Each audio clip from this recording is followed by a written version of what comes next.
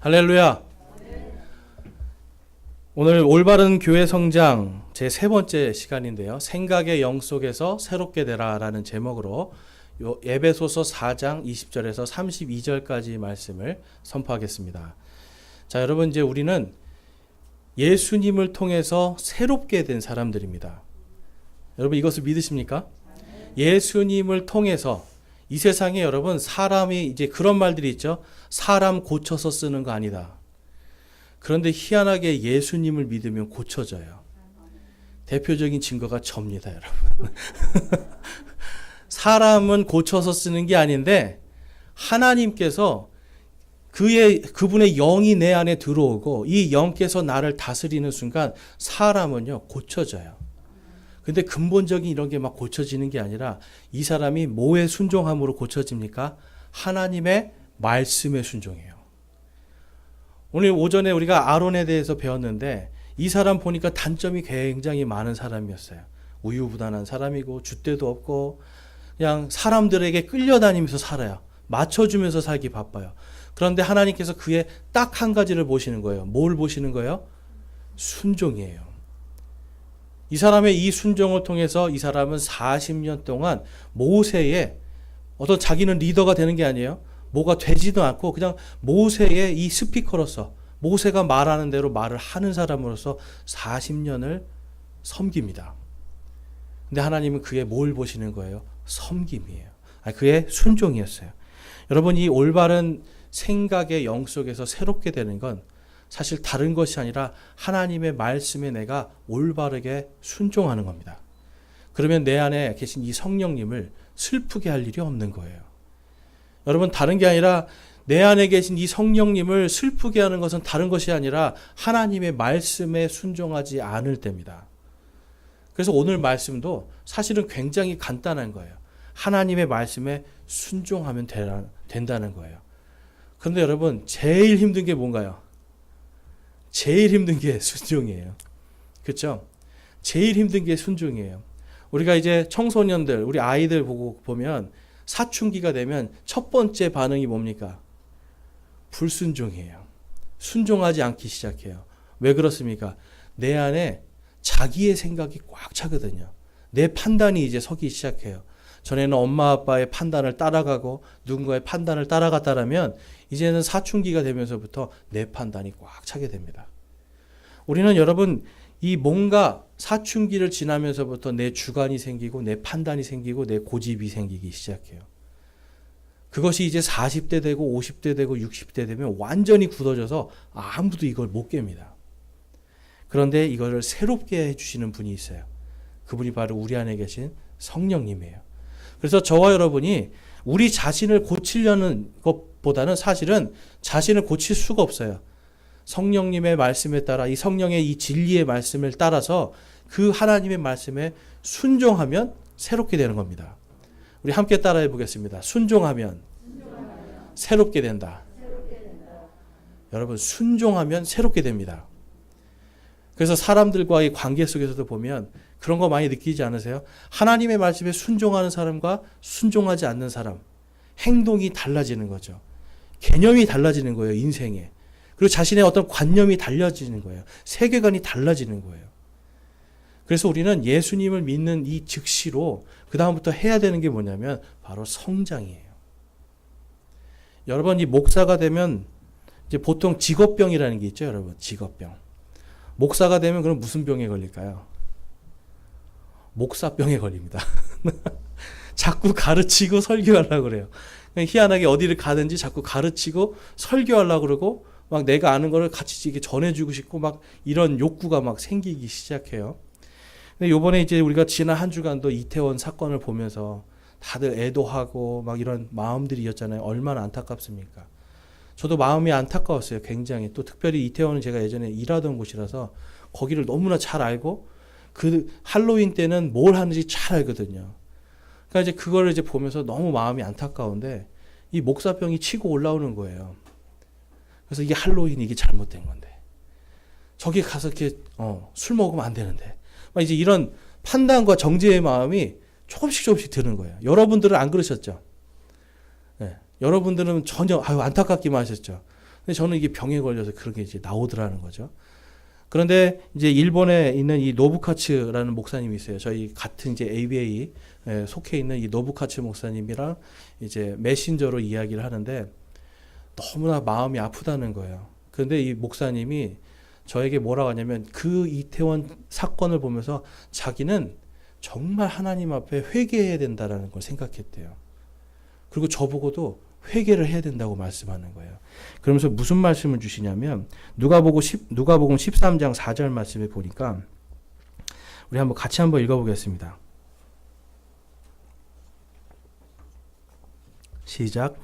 또 너희는 실로암에서 망대가 무너져 깔려 죽은 저 18사람이 예루살렘에 거한 모든 사람들보다 더 큰 죄인이었다고 생각하느냐. 그 목사님은 이 말씀을 통해서 그걸 한 거예요. 저기서 저들이 할로윈이라고 하는, 어떻게 보면 하나님이랑 전혀 상관없고 어떻게 보면 마귀의 날이라고도 우리가 부르는 그러한 할로윈에 거기 가서 술 먹고 놀다가 돌아가신 이런 분들 보면서 본인도 정죄하는 마음이 안 생기겠어요? 그런데 이 말씀을 통해서 내가 죄인입니다, 하나님. 저 사람들보다 내가 더 죄인인데, 내가 저 사람들보다 더 나은 것이 아무것도 없는데 회개해야 되겠습니다. 하나님, 저 용서해 주십시오. 이 말을 이제 메신저로 이렇게 받으면서 저도 이 말씀을 읽으면서 내가 잘못됐구나. 어떻게 보면 회개해야 되는 사람은 바로 저였던 거예요. 한국에 있잖아요. 그리고 할로윈 때 이태원에서 뭘 하는지 잘 알잖아요. 그러면 정말 그들의 혼을, 그들의 생명을 사랑하는 사람이라면 그들에게 가서 복음을 전하는 것에 내가 앞장서야 되지 않았을까. 그 한 명의 젊은이라도 살리기 위해서 복음을 전하는 빛의 사람으로 가야 되지 않았을까. 그들은 어둠 속에서 기뻐할 때 누군가는 복음의 빛을 전해야 되지 않았을까. 그런데 주님, 저는 가지 않았습니다. 회개가 되더라고요. 하나님께서 이 말씀을 통해서 제 생각의 영을 바꿔주셨어요. 여러분, 우리는 이 생각의 영 속에서 결국은 많은 경우에 우리의 판단, 나의 생각, 이것을 믿고 따라갈 때가 너무나 많다는 거죠. 그런데 하나님의 말씀에 비춰서 딱 보니까 제가 뭐에 해야 되는 거예요? 바로 회개에 순종해야 되는 거예요. 여러분, 구원받았다고 내가 예수님 믿고 구원받고 나 이제 천국에 가는 확신이 있습니다. 아무리 이렇다라고 해도 우리가 이 땅을 살아가면서 죄를 지면 됩니까? 안 됩니까? 아무리 내가 구원의 확신이 있고 구원이 보증된다고 해도 에베소서에서 지금 성령으로 봉인되어 있다고 그러잖아요. 성령님이 우리의 구원을 끝까지 보증해 주셔도 우리가 하나님의 말씀에 순종해야 됩니까? 안 해야 됩니까? 해야 되는 거예요. 왜냐하면 그것을 하나님이 기뻐하시기 때문에. 하나님의 말씀, 하나님을 기쁘게 하는 바로 그 순종을 통해서 우리는 생각의 영을 새롭게 하고 주님의 영광을 위해 살 수가 있는 겁니다. 그래서 오늘 말씀을 통해서 이제 우리가 살펴볼 것은 바로 이 교회 공동체가 정말 이 공동체가 올바르게 잘 성장하려면 무엇이 필요한가? 오늘 사도 바울은 우리에게 생각의 영 속에서 새롭게 되라라고 말씀을 해요. 생각의 영 속에서. 여러분, 오늘 아침에 오시면서 무슨 생각하셨어요? 교회 오면서 수많은 생각들 하지 않으셨어요? 수많은 생각했을 거예요. 근데 거기에서 어떻게 보면 우리의 생각을 새롭게 바꿔야 되는 것들이 굉장히 많을 겁니다. 그래도 여러분들은 생각의 영이 새롭게 됐기 때문에 오늘 이 자리에 오셨어요. 다른 거 가고 다른 거 오늘 아침 드라마 있지 않나요? 주일 아침에 재밌는 거 있어도 그거를 내 생각으로 이건 아니야 하고 하나님께로 예배드려야지. 내가 이 공동체 안에서 함께 교제해야지 하는 마음으로 오셨잖아요. 그러니까 여러분은 지금 생각 속에서 여러분의 생각의 영 속에서 새롭게 된 것으로 오셨어요. 그러면 이제 그 다음에 다른 것들도 내 안에 바꿔야 되는 수많은 생각들을 우리는 바꿔 나가야 됩니다. 그래서 오늘 말씀에서는 첫 번째로 주님께 가르침 받은 대로 살라는 거예요. 가르침 받은 대로 부패한 옛사람을 벗어버리라고 말씀합니다. 본문 말씀의 20절 말씀에 가보면 너희는 그리스도를 그렇게 배우지 아니하였느니라 라고 말씀을 해요. 자, 여러분, 예수님을 어떻게 배우셨어요? 우리가 예수님이 여러분 거짓말 잘 하시는 분입니까? 예수님이 도둑질 하시고 예수님이 다른 사람을 속이고 죄가 가득한 분입니까? 절대 아니죠. 성경에 보면 예수님은 우리 죄인이 돼요. 우리가 죄인이잖아요. 내가 죄인임에도 불구하고 끝까지 나를 사랑하시는 분이에요. 판단과 정죄가 아니라 끝까지 나를 사랑하셔서 내가 죄인이고 하나님의 원수인데도 불구하고 모자란 것이 너무 많은데도 불구하고 그분께서 내 대신 하나님의 말씀에 순종하심으로 십자가를 지고 십자가에서 돌아가셨습니다. 여러분, 예수님도 순종하셨어요. 예수님이 겟세마네 동산에서 십자가 지고 싶어서 막 춤추고 그러셨어요? 그게 너무나 고통스러우니까 땀방울이 피방울이 되도록 떨어뜨리면서 주님 제발 이 잔을 제게서 돌려주옵소서. 주님도 십자가 지기 싫으셨어요, 여러분. 그게 뭔지 알기 때문에. 그런데 예수님께서 그 십자가를 지셨습니까? 지지 않으셨습니까? 그 순종 때문에 이제 그 순종이 우리를 살리고요. 그 순종 때문에 이제 우리 안에도 성령께서 들어오셔서 우리의 생각의 영이 새롭게 되었음을 믿습니다. 그래서 우리는 그 예수님이 어떤 분이신지를 분명하게 알아야 돼요. 그래서 예수님에 대해서 배울 수 있는 건 여러분 다른 것이 아닙니다. 이 성경에 다 기록되어 있는 거예요. 예수님을 알고 싶으면 성경을 보셔야 됩니다. 그래서 이걸 보면 뭘 배울 수 있어요? 예수님을 배울 수가 있어요. 그 다음에 21절 말씀해 보니까 진리가 예수님 안에 있는 것 같이 너희가 그분의 말씀을 듣고 그분에게서 가르침을 받았을진데 이전 행실에 관하여는 너희가 속이는 것으로 가득한 욕심들에 따라 부패한 옛사람을 벗어버릴 것을 가르침을 받았으니. 부패한 옛사람을 벗어버리도록 가르침을 받았대요. 그러니까 예수님 믿는다고 나 이제 구원받았다고 함부로 살면 안 된다는 거죠. 부패한 나의 옛사람은 이제 죽었다라고 생각을 하셔야 돼요. 그런데 우리는 자꾸만 부패한 나의 옛사람이 오늘도 치고 올라오고 내일도 치고 올라와요. 왜 그럴까요, 여러분? 순종의 훈련이 안 돼서 그래요. 내가 순종의 훈련이 잘 되면 아이고 내 욕심이 막 올라올 때도 아이고 하나님께서 원하시는 게 아니지 하면서 우리는 그거를 절제할 수가 있어요. 그런데 그것이 안 되니까 계속해서 우리는 육신의 이 옛사람을 벗어버리지 못합니다. 지난 한 주간 여러분 회개하고 싶은 옛사람이 있었던 분 한번 손 한번 들어보세요. 내가 예수님 믿기 전이나 지금이나 이건 고쳐야 되는데 아직도 못 고치고 있습니다 하는 게 있으신 분 한번 손 들어보세요. 네. 양심적인 분들이 한 5분 되십니다. 예. 다른 분들은 다 이제 성령 안에서 새롭게 되셨을 거예요. 네. 자, 우리는 다 누구나 지금 하나님 앞에 뭔가 순종하지 못하고 뭔가 이게 하나님의 뜻이 아닌데 살아야 되니까 먹고 살아야 되고 뭔가 이 어려움을 이겨내야 되고 하니까 자꾸 내 깨와 내 생각으로만 살아간단 말이에요. 그런데 21절 말씀에서 그분의 말씀을 듣고 그분에게 가르침을 받았을진데 라고 말씀을 해요. 이미 어떻게 살아야 될지 하나님의 말씀을 통해서 다 배웠어요. 1년이 52주죠. 여러분 52주 동안 하루도 빠짐없이 설교를 듣는다면 적어도 예수님이 어떤 분이신가, 하나님이 나에게 뭘 원하시는가 분명히 알고 내가 뭘 순종해야 되는지 분명하게 압니다, 여러분. 여러분들은 아실 거예요. 그런데 우리가 뭐가 안 돼요? 순종이 안 돼요. 그래서 이 생각의 영 속에서 새롭게 되는 것이 필요하고 22절에 이전 행실에 관하여는 라고 말씀해요. 여러분 구원받고 그 다음에는 반드시 믿음의 행실이 나타나야 됩니다. 이거는 구원이 취소되고 이런 문제가 아니에요. 내가 구원받았는데 나를 사랑하시는 그분, 내 안에 계신 그분, 내가 그분을 위해서 행실이 바뀌어야 되잖아요. 근데 제가 아까 우리가 사람을 고쳐 쓸 수 없다고 말씀드렸죠. 그런데 순종하면 고쳐지는 거예요. 그래서 하나님의 말씀에 순종해야 우리의 생각의 영이 새롭게 되는 줄로 믿습니다.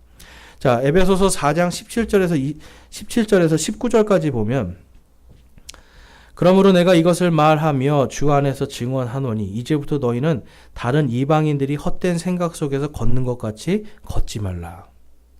이방인들이 헛된 생각 속에서 걷는데요. 그런데 그들의 생각 속에서 걷는 이 생각에 대한 부분을 말씀해요. 18절에 그들은 지각이 어두워졌으며 자기들 속에 있는 무지함과 자기들 마음에 눈먼 것으로 인해 하나님의 생명에서 떨어져 있도다. 그들이 감각이 지나쳐 자기를 세욕에 내주고 탐욕을 내어 모든 부정한 것을 행하였으되. 여러분, 하나님을 떠난 사람은요, 뭐가 신일까요? 하나님이 없는 사람은 딱 생각 속에 한 가지가 딱 들어옵니다. 뭐가 주인이 될까요? 돈이에요, 돈. 재물이에요. 여러분, 대학교 가고 막 우리가 뭔가 좋은 직장을 얻고, 근데 거기에 아무리 좋은 직장을 얻어도 돈을 안 주면 가실 거예요, 안 가실 거예요? 안 가요. 세상에서 아무리 명예가 높아도 돈을 안 주면 안 가요. 돈이 우리 주인이 돼 있다니까요. 그러면 이 생각도 누가 주인이 돼 있는 거예요? 돈이에요. 돈에 따라서 기쁘고 슬프고, 돈 좀 벌리면 기쁘고, 돈을 좀 잃으면 막 화나고. 여러분, 하나님 때문에 화나신 적 몇 번이나 되세요? 하나님의 말씀에 순종 못한 여러분 화내신 적 있으세요? 내가 이렇게 순종을 못했어요 하면서 막 화내 보셨어요? 하나님, 저 왜 이렇게 순종이 안 되는 거예요? 화내 보셨어요? 여러분, 이 화가 있어야 돼요, 우리는 사실. 내가 왜 하나님의 말씀에 순종 못하는가, 이 화가 있어야 되는데, 여기에는 화를 안 내요. 내 주머니에 돈 때문에 화가 나요. 여러분, 내 주머니에 돈 때문에 화가 난다면 여러분의 주인은 누구다? 돈이다. 내 생각을 누가 지배한다? 돈이다. 여러분, 돈 하다가 어떻게 된다고요? 돌아버려요. 대답을 너무 잘하죠. 제가 너무 많이 써먹었나 봐요. 여러분, 근데 진짜 돈 때문에 사람이 돌아버려요. 돈 때문에 형제도 배신하죠. 돈 때문에 남편도 죽이고 아내도 죽이죠. 돈 때문에 형제간에도 다 갈라지는 거예요, 여러분. 정말 이 돈이, 여러분, 정말 돈이 마귀처럼 행합니다. 그런데 그 돈을 쓰는 사람의 이 생각이 하나님의 말씀에 순종하면 어떻게 될까요? 그 돈이, 불의한 그 돈이 하나님의 영광을 위해 사용될 수가 있어요. 생각만 바꾸면 돼요. 이 생각을 바꾸는 건 오직 순종밖에 없습니다. 그래서 오늘 좀 전에 읽었던 말씀 속에서도 19절에 그들이 감각이 지나쳐 자기를 세욕에 내주고 탐욕에 내어 모든 부정한 것을 행하였을 때, 여러분, 돈이 많아지면 사람들이 그다음부터 뭐가 되는 거예요? 타락이에요, 타락. 돈이 많으면 그 다음엔 반드시 타락이 일어납니다. 자기의 어떤 감정, 자기의 감각대로, 자기의 탐욕대로, 자기의 육신이 이끄는 대로 살아가는 거예요. 그러면 뭐에서 멀어지는 겁니까? 하나님으로부터 떨어져요. 그러니까 예수님 믿는데 막 탐욕을 부리고, 예수님 믿는데 거짓말하고 속여서 어떻게든지 내 주머니를 채워야겠다. 그리고 내 주머니를 채우고 하나님의 말씀대로 사는 게 아니라 내 기쁨을 위해서, 내 쾌락을 위해서 살겠다. 그러면 그 사람 예수님을 믿는 겁니까? 안 믿는 겁니까? 사실 안 믿는 거예요. 구원은 받았을 수 있지만 그의 삶 속에 아무것도 예수님이 그에게 주실 복이 하나도 없어요. 그런데 오늘 이 에베소 교회에게 지금 사도 바울이 그 이야기를 하는 거예요. 왜 그럴까요? 그들 안에 그런 사람이 있었기 때문에. 그들 안에 예수님이 아니라 다른 것들로, 하나님의 아니라 세상에 순종하고요, 하나님의 말씀에 순종하는 것이 아니라 사람의 말에 순종하는 사람들. 그래서 다른 것이 주인이 되어 있는 바로 그 사람들에게 이야기를 하는 겁니다. 그럼 여러분, 이 교회에 와서 우리가 무엇을 순종하고 무엇을 새롭게 해야 될까요? 여러분을 지배하고 있는 이 생각, 무엇이 나를 지배하고 있는가 잘 생각해 보세요. 바로 말씀에 순종해서 그걸 새롭게 하셔야 돼요. 여러분, 그걸 새롭게 하지 않으면 결코 믿음이 성장을 할 수가 없습니다. 이게 하나님 앞에 순종이 되지 않으면 어떻게 다른 걸로 내가 성장할 수 있겠어요? 예수님이 아니라 다른 생각이 들어가 있는데. 그래서 만약에 지금 이 자리에서 내가 이 예배 끝나고 다른 거 뭐 해야 되겠다, 막 이 생각으로 가득 차 있으시다면 여러분, 지금 순종함으로 내려놓으시기 바랍니다. 야고보서 5장 말씀 가볼게요. 교회 공동체가 바로 이 하나님 안에서 믿음으로 성장해야 되는 모습, 우리 야고보서 5장 말씀에 보면 이런 말씀이 있어요. 5장 16절, 그 다음에 19절, 20절에 가보면, 너희 잘못들을 서로 고백하고 너희가 병 고침을 받도록 서로를 위해 기도하라. 의로운 자의 효력 있고 뜨거운 기도는 많은 유익이 있느니라. 아멘. 자, 여기서 뭘 하라고 그래요? 교회에 와서 서로 잘못들을 고백하라고 그래요. 이것은 죄가 아니라 잘못입니다, 여러분. 자, 여러분 분명한 게 있어요. 어떤 사람들은 내가 죄를 저지르거나 다른 사람한테 상처를 주고 뭔가 피해를 입혔는데 하나님께만 내가 회개하면 된다라고 생각을 해요. 근데 여러분, 그럼 피해 받은 사람은 어떻게 돼요? 그 사람은 평생을 그걸 안고 살아야 되잖아요. 그래서 지금 야고보는요, 이 유대인들 교회의 목사였어요. 예루살렘에 있는 유대인들을 목양하는 목사였어요. 근데 그들 안에도 이러한 다른 사람, 우리 이웃들을 온전히 사랑하지 못하는 그런 모습들이 보이니까 지금 그들에게 이야기를 하는 거예요. 또한 이 사람들은요, 이 유대인들은 오늘날도 그렇게 생각합니다. 여러분, 질병은 우리가 다 걸리는 거죠. 사람은 늙고 썩기 때문에 질병이 다 걸리게 돼 있어요. 그러니까 죄와 상관없이도 질병에 걸릴 수가 있어요. 그런데 유대인들은 뭐라고 생각하냐면 병에 걸려서 죄인이네. 죄 때문에 병에 걸린다라고 생각을 해요. 근데 여러분, 물론 성경에도 보면 그런 게 있습니다. 하나님이 계속 기회를 주셨는데도 끝까지 순종하지 않고 회개하지 않으면 하나님이 병을 주시는 경우도 있어요. 그러니까 지금 이 야고보는요, 그들에게 너희들이 병이 걸렸냐? 그러면 와서 뭘 하라는 거예요? 먼저 서로 잘못들을 고백하래요. 내가 이 사람에게 피해를 주고 잘못했어요. 그럼 그 사람한테 가서 먼저 회개하라는 거예요. 하나님께 회개하라는 거예요? 사람에게 하라는 거예요? 사람에게 하라는 거예요. 구약 성경에 보면은 이 속건제다라는 이 헌물이 있어요. 하나님 앞에 범법 헌물이 있어요. 그러니까 하나님 앞에 범법 헌물을 드릴 때 어떻게 하냐면 첫 번째, 내가 피해를 끼친 그 사람한테 가서 잘못했습니다. 사과하는 거예요. 잘못했습니다. 사과하고 그 사람이 용서해주고 그 사람한테 피해 준 것만큼 보상해주고 그 다음에 이 사람에게 모든 용서를 받은 다음에 하나님, 제가 이 사람한테 이렇게 죄를 저질렀으니 이제 하나님도 저의 죄를 용서하옵소서라고 해서 하나님께 범법 헌물을 드려요. 하나님이 먼저 했어요? 사람이 먼저 했어요? 사람이죠. 여러분, 사람이 아무것도 아닌 게 아니라 다 하나님이 사랑하는 존재들이잖아요.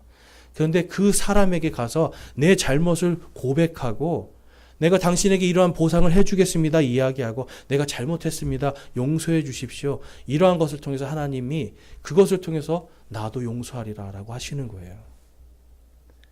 그러니까 우리는 어떨 때 보면 그냥 하나님께 했으니까 됐어 이렇게 하고 넘어가는 게 있어요. 근데 그럴 것이 아니라 정말 서로가 서로에게 잘못한 것들을 고백하고 용서해 주세요, 내가 이런 잘못을 했습니다 라고 하는 이러한 믿음의 고백들이 교회 안에 있어야 됩니다.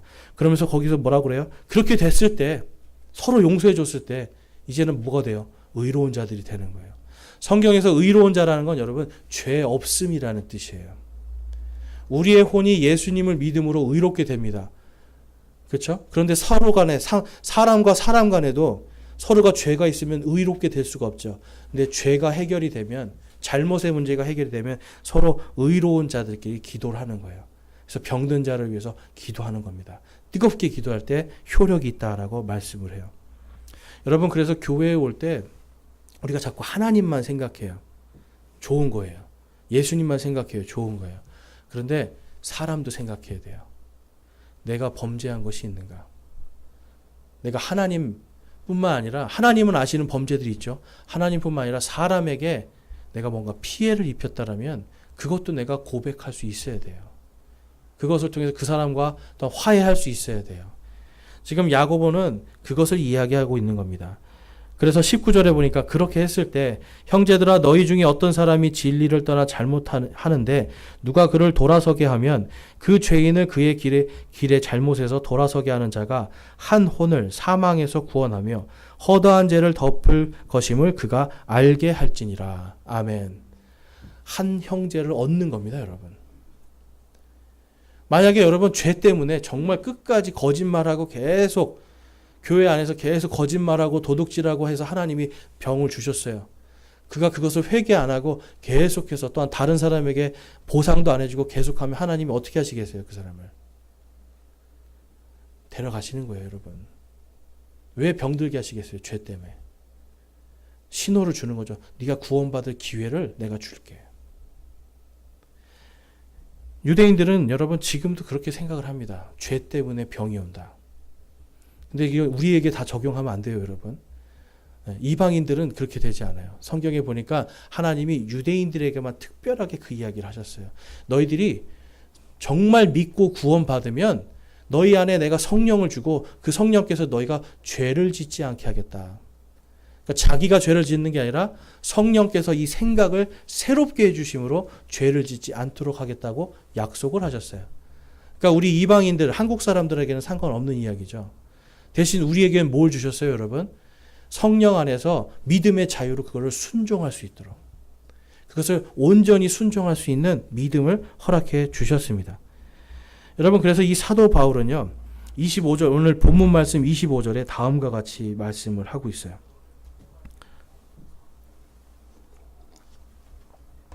우리 한번 같이 읽어보겠습니다. 시작. 그런즉 거짓말을 버리고 각 사람이 자기 이웃과 더불어 진리를 말하라. 우리는 서로 지체니라. 아멘. 거짓말을 버리라는 거예요, 여러분. 각 사람과 이 지금 교회 안에 이 지체들, 우리는 지체라고 그러잖아요, 지체. 이 지역 교회가 예수 그리스도의 몸된 한 사람 한 사람들이 지체들이에요. 이 지체들이 서로 지금 의로운 자들로서 뜨겁게 기도해서 서로에게 유익을 끼치는 이러한 관계를 위해서 서로가 서로에게 잘못도 고백하고 보상도 해주고 서로 용서해주고 이러한 가운데서 살아야 되는데 계속 거짓말을 한단 말이에요. 계속 거짓말을 하는 거예요. 그러니까 거짓말을 버리고 각 사람이 자기 이웃과 더불어 진리를 말하라. 바로 하나님의 말씀에 대해서 이야기하라는 겁니다. 바로 하나님의 말씀에 순종하라는 거예요. 여러분, 진리에 대해서 우리가 아셔야 되는 게, 진리는 하나님의 말씀이 진리라고 그러잖아요. 그런데 많은 경우에 정말 우리 그리스도인들이 하나님의 말씀이 진리가 아니게 되게 만들어요. 분명히 이건 하나님의 진리인데 이게 진리가 아닌 것처럼 만들어버려요. 왜 그렇습니까? 우리가 뭘 못해서요? 순종을 못해서. 하나님의 말씀에 순종하지 못하니까. 회개가 뭡니까, 여러분? 회개가 뭐예요? 그냥 잘못한 거 잘못했습니다 고백하는 게 회개예요? 회개는 완전히 돌아서는 겁니다. 내 생각의 영이 나를 지배하고 있는 것이 무엇인지를 잘 생각해 보고, 아, 내가 잘못했구나. 그럼 하나님의 말씀에 순종해서 내 생각을 새롭게 샥 바꿔서 완전히 하나님께로 돌아서는 거예요. 돌아서는 행위가 나타나야 됩니다. 그게 진짜 회개입니다. 그래서 여러분, 우리 안에 이러한 부패한 것들이 생기면 안 되는 거예요. 진리를 말한다는 건 여러분, 이것을 꼭 하나님의 성경 말씀만 이야기한다는 게 아니에요. 그렇게 오해하시면 안 돼요. 내가 살아가면서 하나님께 순종한 이야기들, 내가 잘못한 것들 서로 고백하고 이야기하면서 그 안에서 내가 하나님 안에서 의로워질 수 있도록, 거룩한 삶을 살 수 있도록 서로 이야기하고 훈계도 해주고 권면도 해주면서 그렇게 살라는 거예요. 이 믿음의 공동체가. 왜 그렇습니까? 우리는 전부 다 한 지체이기 때문에. 한 사람의 낙오자가 있어서는 안 되는 거예요. 낙오자가 있거나 뭔가 골마 터지거나 뭔가 썩어버리거나 이러한 사람이 우리 몸 안에 있으면 다른 지체들도 다 썩어서 다 부패돼 버리는 거예요. 거짓말로 이 안에서 거짓말하는 사람이 있다고 생각해 보세요. 그 사람을 멈추지 않게 하면 우리 다 거짓말쟁이 돼요. 이제 그때부터는. 하나님 앞에 순종하지 않는 모습들로 살아가고 악한 말들을 하는 사람이 이 안에 넘쳐난다면 이 교회가 어떻게 하나님께 영광이 되겠습니까? 지금 사도 바울은 그래서 그것을 경고하고 있는 거예요. 그 다음에 이제 그래서 이 옛 사람을 완전히 벗어버려라. 이제 거짓되고 너희들 안에 지금 하나님께 순종하지 않는 이 옛 사람을 다 벗어버리라고 했어요. 그럼 이제 벗었으면 그 다음에 뭘 해야 돼요, 여러분? 옷 벗고 다니실 거예요? 아니죠. 이제는 새 사람을 입으라라는 겁니다. 예수 그리스도로 새 사람으로 옷을 입으라는 거예요. 23절과 오늘 본문 말씀 23절, 24절 우리 같이 한번 읽어보겠습니다. 시작.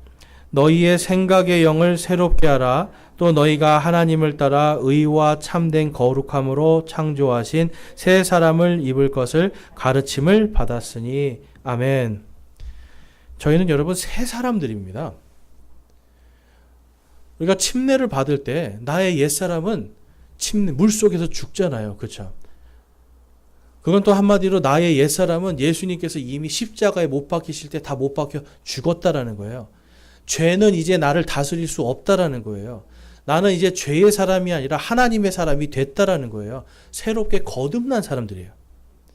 그런데 자꾸만 우리가 거듭났는데 죄를 따라가요. 여러분 죄 따라가실 때 어떤 생각 드세요? 죄가 좋아서 가시지 않아요? 혹시? 이게 더 낫고 이게 더 좋다라고 생각하지 않으세요? 어쩔 수 없이 간다라고 하지만 결국은 우리가 선택할 때 그게 좋아서 그래요, 여러분. 그래서 하나님의 이 진리의 말씀에 우리가 순종해야 되는데 우리가 아셔야 되는 게 있어요. 죄는 우리가 이길 수 있는 존재들입니다.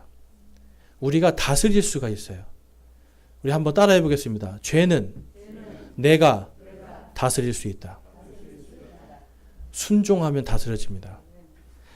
본문 말씀에 로마서 6장 말씀 가볼게요. 로마서 6장 6절과 7절 말씀에 가보면 우리가 이것을 알거니와 우리의 옛사람은 그분과 함께 십자가에 못 박힌 것은 죄의 몸을 멸하여 이제부터 우리가 죄를 섬기지 아니하게 하려 함이니 죽은 자는 죄로부터 해방되었느니라. 아멘. 우리가 죄를 섬기던 우리가 이제는 죄를 안 섬겨도 된대요. 예수님이 이미 우리의 죄를 십자가에 박히실 때 우리의 죄를 거기다 다 박으셨대요. 그러면 이제 죄의 권능이 우리 안에서 역사할 수 없다라는 거죠. 그러니까 우리가 죄를 다스릴 수 있는 사람들이에요. 죄를 다스릴 수 있는데 왜 자꾸 죄를 안 다스리고 왜 자꾸 죄에 끌려가는 거예요? 아직 우리의 육신이 완전하지 않아서 그래요. 그렇기 때문에 우리의 생각의 영을 새롭게 하기 위해서 하나님의 말씀에 순종해야 되는 겁니다. 자, 그럼 여러분 이 다음 말씀 한번 볼게요. 우리 본문 말씀에 26절과 28절에 가보면 자, 여러분 이것에 한번 순종하기를 결단하기 바랍니다. 자, 26절, 28절 우리 한번 같이 한번 읽어보겠습니다. 시작. 너희는 화를 내도 죄를 짓지 말며 해가 지도록 진노하지 말고 또 마귀에게 틈을 주지 말라. 도둑질을 한 자는 더 이상 도둑질을 하지 말고 오히려 노동을 하여 궁핍한 자에게 줄 수 있도록 자기 손으로 선한 일을 할지니라. 아멘. 자, 여러분 화내면 보통 며칠 가세요? 화나면 남편하고 며칠씩 이야기 안 하시고 자녀들하고도 며칠씩 이야기 안 하고 우리 자녀들도 화나면 엄마 아빠랑 며칠씩 이야기 안 하고. 근데 여러분 이 말씀에 순종하기 바랍니다. 뭐라고 말씀하고 있어요? 화를 내도 뭘 하지 말라고요? 26절에 죄를 짓지 말고 그 다음에 진노를 해도 해가 지도록 하지 말아라. 근데 보통 화나면 며칠씩 가잖아요, 여러분. 근데 이 말씀은 뭡니까, 여러분? 하나님께 맡기라는 거예요. 하나님께 맡기라는 거예요. 이 말씀에 우리가 순종하는 겁니다. 화가 근데 여러분 계속 치밀어 오르겠죠. 그렇지만 화가 나지만 나는 죄를 짓지 않겠습니다. 여러분 화나는 건 지극히 자연스러운 거예요. 예수님도 화나시죠? 하나님도 화내세요? 근데 하나님과 예수님의 화는 다른 게 아니죠. 하나님의 말씀을 순종하지 않는 자들에게 화를 내시는 거예요. 그런데 그걸 왜 화를 내세요? 그것에 순종하면 사는데 순종하지 않으면 죽기 때문에. 우리의 생명을 사랑하셔서 그 생명이 죽음의 길로 가는 걸 볼 수가 없어서 화를 내시는 거예요. 그런데 우리는 여러분 어떤 때 화가 나요? 내 만족이 채워지지 않을 때 화가 나요. 그렇잖아요. 이불을 개라고 했는데 이불을 개지 않고 제발 양말 좀 저쪽에 잘 여기다 놓으라고 했는데 맨날 보면 양말이 소파에 있고 저기 방에 있고 방 청소 좀 해놓으라고 하면 이상하게 남편만 지나가면 뭐가 다 어질러져 있고 왔다가 흔적이 다 남잖아요. 그렇죠? 화가 나는 거예요. 왜냐하면 내 욕구는 깨끗한 거거든. 그러니까 그게 잘못됐다는 게 아니에요. 근데 여러분 거기에서 뭐가 잘못되는 거예요? 이제 거기서 말로 죄를 짓기 시작하는 거예요. 말로. 저주를 하기도 하고 악한 말들을 하기도 하고 또 심지어는 때리기도 하고 심지어는 어떻게 해요? 나가서 이제 막 화가 나니까 막 다른 걸 부시기도 하고 이러한 죄들을 짓지 말라는 겁니다. 왜 그럴까요, 여러분? 그것이 하나님께 영광이 되지 않기 때문에 그래요. 그래서 저희는 이 26절 말씀대로 정말 해가 지기 전 지도록 진노하지 말아라. 그럼 해 질 때까지는 진노해도 된다는 말씀이죠. 해 질 때까지는 진노 좀 해도 되는 거 아니에요, 여러분? 네. 진노하지 말고 하나님께 맡기라는 거예요. 사람은 진노하면 머릿속에 생각이 딱 바뀝니다. 내가 복수하리라. 내가 너를 어떻게 하는지 두고 보자. 그런데 성경에 보니까 복수는 누구의 것이다? 하나님의 것이다. 내 복수, 내가 하는 게 아니라 하나님께서 복수해 주십시오. 하나님, 제가 이런 일을 당했는데 하나님께서 복수해 주십시오. 여러분 정말 무서운 거지 않나요? 하나님께서 복수해 주시면 여러분 끝장나는 거예요. 그런데 내가 복수를 못해서 막 진노하는 거예요. 막 뛰면서 방방 뛰면서. 그러지 말라는 거예요. 하나님께 맡기라는 거예요. 그래서 27절에 보니까 또 마귀에게 틈을 주지 말라라고 말씀해요. 마귀에게 틈을 이 틈은 영어로 가니까 플레이스라고 그래요.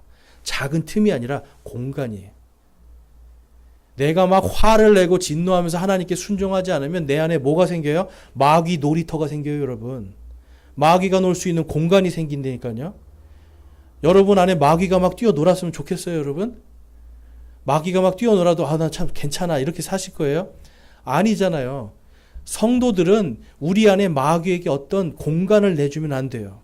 마귀가 내 생각을 지배하고 악한 것들이 내 생각을 계속해서 새롭게 하지 못하게 하는 이 틈을 주지 말라는 겁니다, 여러분. 그때 그 첫 번째가 화예요, 여러분. 화. 하나님께 맡기지 못하고 내가 진노하는 것들. 28절 말씀에 보면 도둑질하는 자에 대해서 나옵니다, 여러분. 도둑질하는 자는 더 이상 도둑질을 하지 말고. 여러분, 도둑질의 범위는 굉장히 넓습니다. 다른 사람의 것을 탐내는 게 도둑질이에요, 사실은. 그래서 도박도 도둑질이에요, 여러분. 그렇죠? 내가 적은 돈으로 다른 사람 거 왕창 먹으려고 하는 거. 도둑질이에요. 내가 뭔가 열심히 일해서 내가 주님이 주신 것으로 내가 살아야 되는데 그것이 아니라 그냥 쉽게 돈을 벌어서 쉽게 내가 쓰고 하는 것, 여러분, 도둑질이에요. 다른 사람의 돈을 함부로 여기고 쉽게 여기는 것, 도둑질이에요. 바로 그렇게 하지 말고 뭐라고 말씀해요? 노동을 하여 궁핍한 자에게 줄 수 있도록 자기 손으로 선한 일을 할지니라. 적게 벌어도 하나님의 말씀대로 열심히 노동을 해서 돈을 모아서 선한 것에 사용하라는 거예요. 여러분, 그리스도인들이 돈을 벌어야 되는 목적이 여기 있습니다. 돈 왜 버셔요, 여러분? 우리 돈을 왜 법니까, 여러분? 예? 잘 살라고요? 걱정 없이? 잘 안 들립니다. 크게 말씀해 주십시오. 먹고 살라고. 맞아요. 먹고 살아야 되니까. 그런데 콩나물만 먹어도 되는데 사람이 고기를 먹으면 그때부터는 뭘 먹기 시작해요? 고기를 먹기 시작해요. 그러면 내 돈을 고기에다가 다 쓰기 시작해요. 근데 이게 부족해요. 고기가 너무 먹고 싶어요. 그러면 그 다음엔 악한 생각이 나를 사로잡아요. 욕심이 잉태한 즉 죄를 낳고 죄가 완성되어 사망에 이르느니라. 여러분, 우리가 욕심이 죄를 만들어요. 그러니까 지금 이 도둑질이라고 하는 거 꼭 남의 걸 이렇게 훔치는 이런 부분보다 내가 쉽게 벌어서 쉽게 남의 돈을 쉽게 얻으려고 하는 것도 사실 도둑질이라는 거예요. 그리고 우리가 일을 할 때 대부분 여러분 일 많이 해서 돈 많이 벌고 싶으세요? 일 조금 하고 돈 많이 벌고 싶으세요? 다 그렇잖아요, 여러분. 일 조금 하고 돈 많이 벌고 싶어요. 이게 도둑놈 심보예요, 여러분. 그렇죠. 일 조금 하는데 많이 벌고 싶어. 이게 도둑 심보예요, 여러분. 성경은 열심히 일하고 일한 만큼 벌고 주는 만큼에 만족하라고 말씀해요. 이 말씀에 순종하실 수 있습니까, 여러분? 네, 아멘 한 분만 나왔어요. 여러분, 이제 우리가 이 하나님의 말씀 속에서 정말 왜 우리가 돈을 벌어야 되는가도 알아야 돼요. 내가 도둑질하지 않기 위해서. 다른 사람에게 돈 꾸고 이런 삶이 아니라 내가 돈을 오히려 선한 일을 위해서 사용할 수 있는, 하나님께 영광을 돌릴 수 있는 바로 내가 그러한 삶을 살아야 되겠다. 그것을 위해서 우리가 돈도 모으는 거예요. 그래서 오늘 이 말씀 속에서 바로 이러한 돈에 대한 생각들, 우리의 삶에 있는 모든 전반적인 것에서 너희의 생각의 영을 새롭게 하라는 겁니다. 지금까지 들어보니까 어떻게 여러분 좀 새롭게 되시는 느낌이 있어요? 새롭게 되시길 바랍니다. 예. 본문 말씀에 이제 29절 말씀에 가면 부패한 대화는 결코 너희 입 밖으로 내지 말고 오직 덕을 세우는 데 쓸 좋은 것만을 말하여 그것이 듣는 자들에게 은혜를 끼치게 하라라고 말씀을 해요. 지금 여러분 이 덕은요 그냥 도덕적으로 뭔가 이렇게 뭐랄까요 다른 사람에게 좀 좋게 보이는 이러한 걸 이야기하는 게 아니에요. 높은 수준의 도덕성을 이야기하는 거예요. 높은 수준의. 그러니까 내가 돈을 벌어도 높은 수준의 도덕성에서 내가 내 이웃을 위해서 하나님의 말씀에 순종해서 내 이웃을 내 몸과 같이 사랑하는 것으로 하는 겁니다. 내가 어려운 사람을 봐도 그렇게 하고 또 내가 돈을 잘 모아서 내 부모님이 어려워요. 그러면 여러분 부모님을 공경한다는 건 무슨 뜻이에요?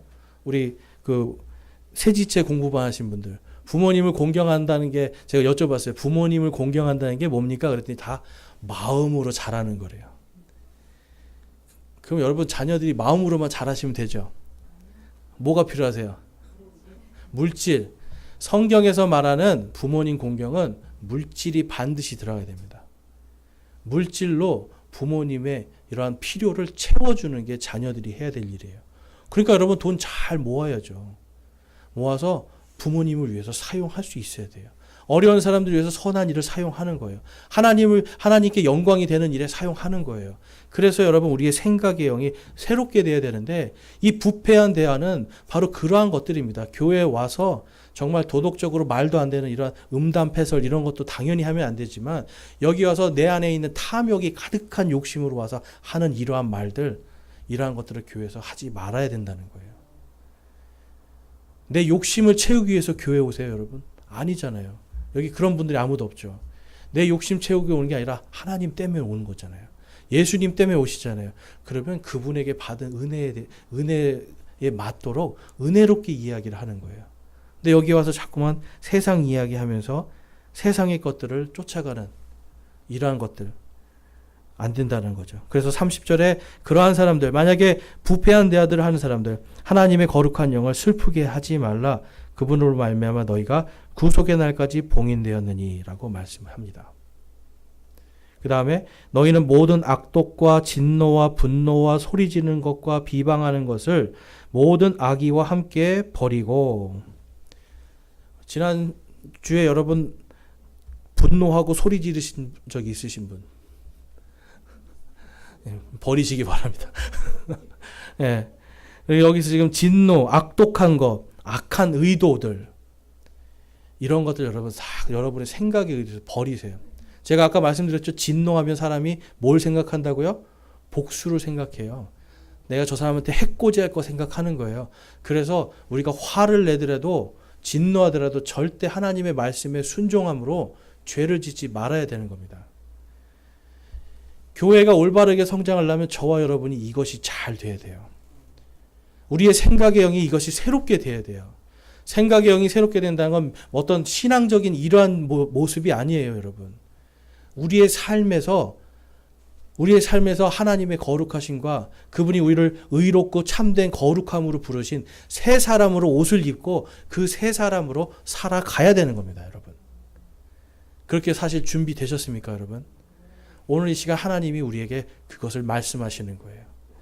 우리의 생각의 영을 새롭게 하여서 나 개인의 믿음도 성장시키고 동시에 나를 통해서 우리 지체들이 함께 모두가 한 지체로서 같이 성장해 나갈 수 있도록 우리가 순종하라는 겁니다. 저와 여러분이 이 시간 순종에 대해서 깊이 묵상하면서 결단하는 시간 갖겠습니다. 기도하겠습니다.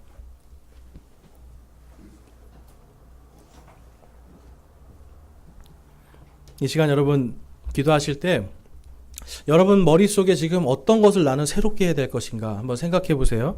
내가 감정대로 살고 있는가? 분노, 진노, 화내는 것, 또 여러분의 입술에 얼마나 부패한 것들을 많이 담고 있습니까? 또 여러분들의 삶 속에서 여러분들이 하나님이 아니라 다른 것을 섬기고 있습니까? 마귀에게 얼마나 틈을 주고 있습니까? 이 시간 하나님 앞에 우리 회개하기 바랍니다. 제 안에 주님 너무나 마귀에게 많은 틈을 주고 있습니다. 주님 용서해 주시옵소서. 내가 이제 성령님 안에서 생각의 영을 새롭게 함을 통하여서 이제는 온전히 순종하는 주님의 자녀들로, 주님의 자녀로 거듭나기를 소망합니다 라고 이 시간 회개하며 결단하기 원합니다. 기도하겠습니다.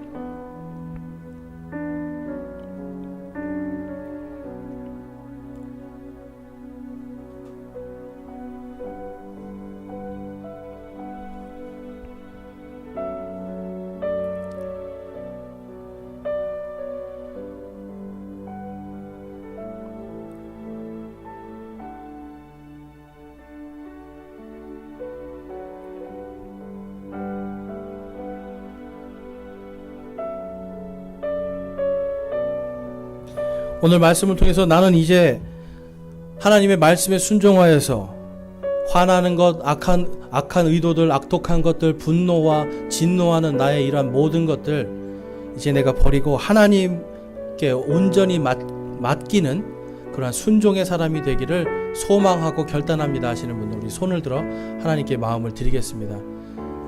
내가 지금까지는 불순종의 사람이었지만 이제는 내가 순종의 사람으로 나의 생각의 영을 새롭게 하기를 소망합니다 하시는 분들 손을 들어 하나님께 마음을 드리겠습니다. 또한 나는 이제 더 이상 마귀에게 내 안에 틈을 주지 않기를 소망합니다 하시는 분도 한번 손을 들기 원합니다. 나는 이제 더 이상 마귀에게 내 안에 틈을 주지 않겠습니다. 감사합니다. 손 내려주시고요. 내가 이제는 내 생각의 영을 새롭게 하여서 돈이나 세상이 나를, 죄악된 것이 나를 지배하는 것이 아니라 이제는 내가 죄를 다스리고 하나님께서 나의 온전한 주인이 되시기를 소망하고 결단합니다 하시는 분도 손을 들어 하나님께 마음을 드리겠습니다. 나는 이제 죄를 다스리는 자로 살기를 소망합니다. 예수님만이 나의 인생의 온전한 오직 한 분이신 주인이심을 내가 고백합니다 하시는 분도 우리 손을 들어 하나님께 마음을 드리겠습니다. 감사합니다. 손 내려주시고요. 여러분들이 지금 소망하고 결단한 그대로 정말 순종의 사람으로 하나님의 말씀대로 살며 죄를 다스리는 믿음의 권세로 사시기를 주님의 이름으로 축원합니다. 아멘.